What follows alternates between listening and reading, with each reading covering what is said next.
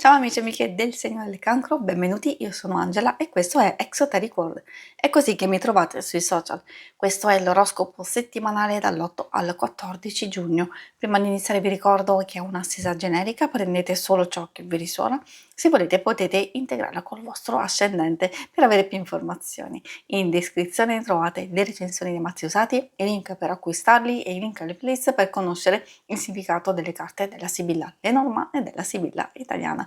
Vi invito a iscrivervi e abbonarvi al mio canale per sostenere il mio lavoro. Vi ringrazio moltissimo se lo farete o lo avete già fatto. E adesso partiamo con la lettura.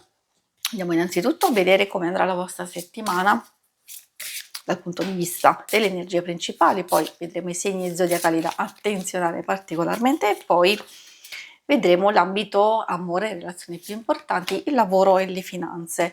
Partiamo proprio con la carta del fanciullo o bambino che ci porta verso serenità o qualche situazione comunque felice di tranquillità legata a un evento ben specifico, oppure finalmente possiamo cogliere un'occasione importante, una notizia che ci fa stare bene o anche un nuovo inizio. Quindi nuovo inizio, è vero, può essere qualcosa che ci piace, che ci entusiasma, che magari avevamo già programmato come inizio da far qualcosa, oppure potrebbe essere quell'entusiasmo che ci fa sbloccare in alcune situazioni che già stiamo portando avanti da un po' di tempo. Quindi quello è vero, potrebbe rappresentare una specie di nuovo inizio. Abbiamo il giardino che ci parla di apertura, di socializzazione, di un qualcosa che sicuramente può essere positivo soprattutto verso nuove conoscenze, motivi di allegria, inviti, feste, incontri, riunioni, quindi qualcosa di molto interessante. Si chiude la settimana un po' in tensione con la scopa e la frusta. Cosa può voler dire?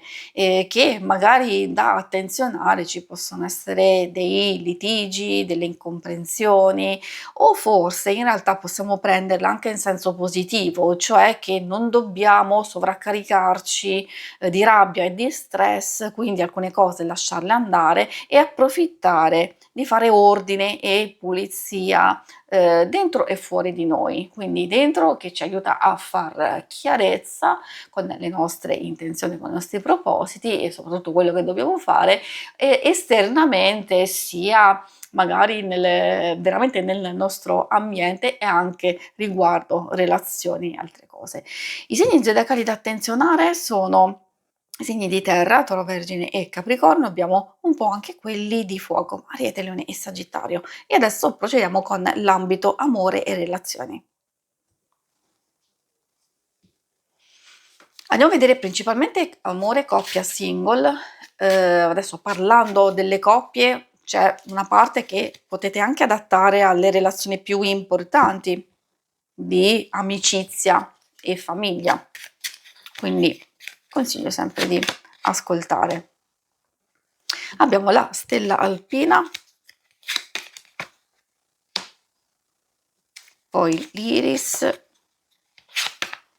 ed ecco delle carte che riflettono un po' anche le energie principali, dove ci sono delle situazioni che facciamo un po' fatica a lasciare andare o riguardo delle idee che ci frullano in testa, anche delle preoccupazioni, delle cose che forse sono già chiuse o abbiamo messo un attimino da parte, quindi non ancora si sono ben chiarite e risolte e quindi le stiamo covando dentro di noi per far sì che non si arrivi alla tensione e al limite massimo. Io vedendo queste carte magari cercherei di non stressarsi, forse trovare il momento giusto per fare chiarezza prima di arrivare proprio al vero e proprio conflitto. Quindi forse c'è l'opportunità di comunicare, c'è l'opportunità di aprirsi, di dire effettivamente quello che sentiamo, quello che proviamo, Ovviamente le energie principali, come ho detto, purtroppo portano a questo accumulo di tensione, che può sfociare in qualche litigio, scusate, e qualche discussione.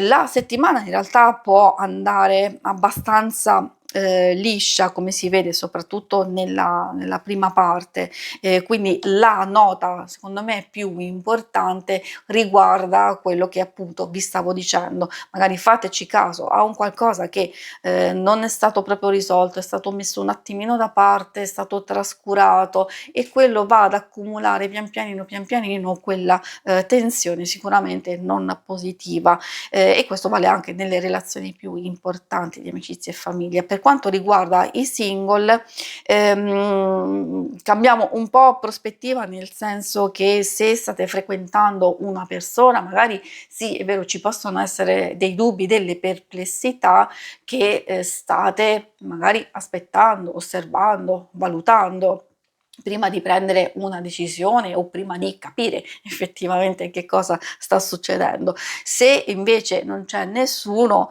magari si vede la maggior parte della settimana che è abbastanza positiva, ci possono essere anche delle belle situazioni come abbiamo visto di incontri, di feste, di inviti, forse alcune cose non vanno proprio per il verso giusto perché magari delle conoscenze possono essere sia interessanti però anche fugaci, oppure magari all'inizio possono essere coinvolgenti, però poi c'è qualche riscontro che non vi convince tantissimo. Quindi è vero, rimane l'aspetto delle nuove conoscenze, però lì bisogna vedere se realmente ci può essere un qualcosa che va avanti, che può rimanere come semplice amicizia, oppure proprio lasciarla andare. E adesso procediamo con la parte più pratica del lavoro e delle finanze.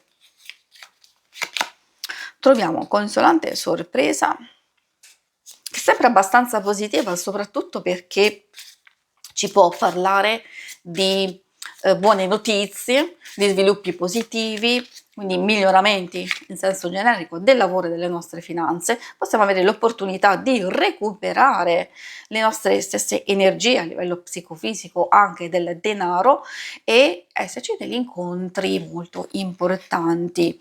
Anche un colpo di fortuna, diciamo, perché no, quello è sempre gradito e io lo auguro a tutti quanti. Dico questo perché essendoci pure la carta del denaro, riguarda tutte quelle situazioni abbastanza vantaggiose, sia per gli affari, sia per gli investimenti, sia una fase di rinnovamento e di cambiamento che può essere positivo. Sappiamo che se magari dobbiamo affrontare delle spese per sistemare casa, per programmare le nostre vacanze, è vero, sono delle spese, ma in qualche modo lo stiamo facendo per noi, per il nostro benessere, e quindi sono assolutamente favorite. Forse usando proprio queste carte magari c'è l'occasione giusta di fare un buon affare, un buon investimento, o anche di spendere meno di quello che si pensava. Quindi diciamo che c'è una situazione vantaggiosa in senso lato, o l'opportunità di utilizzare proprio al massimo le nostre competenze, le nostre capacità, le nostre stesse energie, come dico sempre a livello psicofisico, nel modo giusto, nel modo corretto, che vi porterà in senso lato dei vantaggi, anche per chi è alla ricerca di lavoro. C'è l'opportunità subito di pescare delle cose positive, e quindi attenzione, nuovi colloqui, un qualcosa che si può sviluppare nell'immediato o anche nel prossimo futuro, quindi in realtà non manca tantissimo. Quindi di procedere in questo modo, perché le carte vi stanno dicendo che siete nel percorso giusto. Vi ringrazio per avermi seguita, si conclude qui la lettura. Se volete in alto trovate il logo per iscrivervi al canale, mentre in basso trovate le schermate per vedere il vostro oroscopo mensile e lunare quindicinale. Alla prossima, vi auguro una buona settimana. Ciao!